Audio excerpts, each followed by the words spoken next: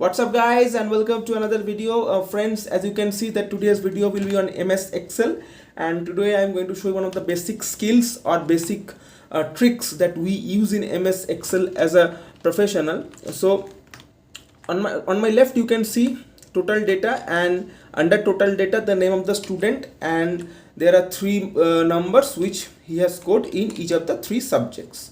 So I want this total data to be filled up in these cells within just a few seconds. So what we will do first is that first I will type the student name Virat, then 72, then 75, then 78. Okay, now will we just type this data and fill it up? No, we are not going to type anything. Instead what we are going to do is, under Virat press Ctrl E, under history Ctrl E, maths Ctrl E, science Ctrl E.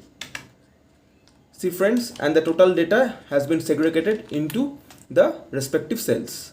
This is just a basic, or I would say a very advanced feature of autofill. Yes, autofilling is done by this, but Ctrl E is the shortcut key. Hopefully you will like this video. Please share and like it, and subscribe my channel and press the bell icon for further notifications. Thank you. Love you all.